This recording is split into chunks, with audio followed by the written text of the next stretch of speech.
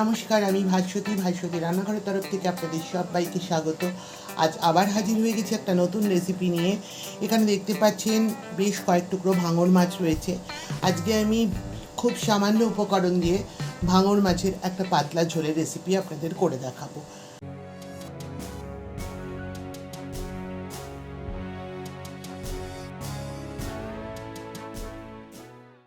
প্রথমে আমি ভাঙর মাছটাকে আগে নুন আর হলুদ মেখে নেব।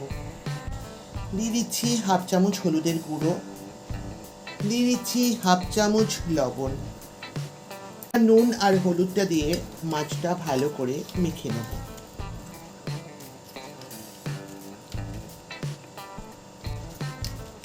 মাছগুলোর গায়ে ভালো করে নুন আর হলুদ মাখা হয়ে গেছে। এবার চলুন মাছগুলোকে ভেজে ফেলি ঝটপট। গ্যাস অন করে কড়াই বসিয়ে দিয়েছি। এবার কড়াইতে দিয়ে দিচ্ছি সর্ষের তেল। তেলটা গরম হয়ে গেছে। এবার নুন হলুদ মেখে রাখা মাছগুলো এর মধ্যে এক এক করে ছেড়ে দিচ্ছি। ব্যাচের মাছগুলো ভাজা হয়ে গেছে ভালো করে, আর বেশি ভাজবো না। এবার আমি এক এক করে এগুলোকে তুলে নেব।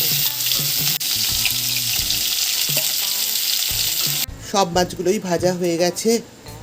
এবার আমি রান্নার দ্বিতীয় পর্যায়ে যাব। মাছ ভাজার তেলের মধ্যেই দিয়ে দিচ্ছি হাফ চামচ কালো জিরে, আর দিয়ে দিচ্ছি দুটো কাঁচা লঙ্কা, একটু ফাটিয়ে দিচ্ছি যাতে গায়ে না ছিটকে আসে। ফোড়নটা হয়ে গেছে। এবার এর মধ্যে দিয়ে দিচ্ছি টুকরো করে রাখা 6 পিস আলু। লম্বা লম্বা করে আমি আলুগুলোকে কেটে নিয়েছি। আলুগুলোতে এবার সামান্য একটু হলুদ আর লবণ দিয়ে নেব। দিয়ে দিচ্ছি হাফ চামচ লবণ, আর দিচ্ছি 1 চামচের 4 ভাগের 1 ভাগ হলুদের গুঁড়ো। লবণ আর হলুদটা দিয়ে আলুটা বেশ কিছুক্ষণ ধরে একটু কাল সাঁতলে নেব। আলুটা ভালো করে সাঁতলানো হয়ে গেছে। এবার এর মধ্যে দিয়ে দেব 3 চামচ সর্ষে, একটা কাঁচা লঙ্কা, 1 চামচ কালো জিরে, সামান্য লবণ দিয়ে একটা মশলার পেস্ট রেডি করে নিয়েছি সেটা।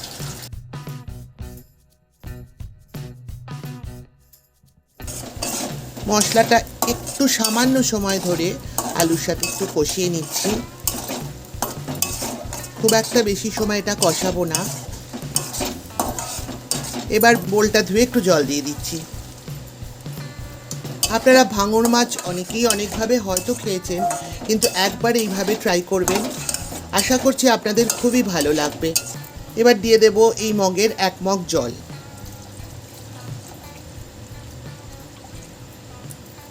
ঝোলটা একটু ফুটে উঠলে এর মধ্যে মাছগুলো আমি ছেড়ে দেব।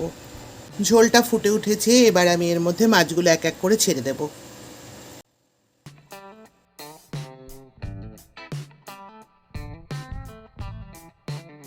এবার ওপর থেকে দিয়ে দেব ছোট চামচের 1 চামচ কাশ্মীরি লঙ্কার গুঁড়ো।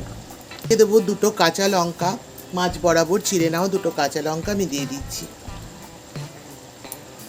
এবার একটা ঢাকা দিয়ে দেব। ঢাকা অবস্থাটা রান্না হতে থাকুক 10 মিনিট। 10 মিনিট পর ফিরে আসছি।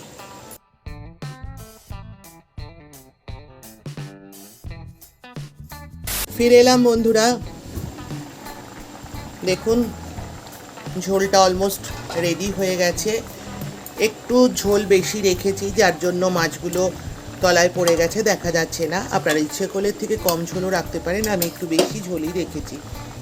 এবার গ্যাসটা অফ করে দেব, দিয়ে একটা ঢাকা দিয়ে দিচ্ছি 2 মিনিট স্ট্যান্ডিং টাইমে থাকবার জন্য। 2 মিনিট পর আমি ফিরে আসছি। রেডি হয়ে গেল আমার সর্ষে আর কালো জিরে বাটা দিয়ে ভাঙর মাছের পাতলা ঝোল। এটা গরম গরম ভাতের সাথে খেতে দুর্দান্ত লাগে। আপনারা একবার হলেও এইভাবে বাড়িতে ট্রাই করবেন। আশা করছি আপনাদের ভালোই লাগবে।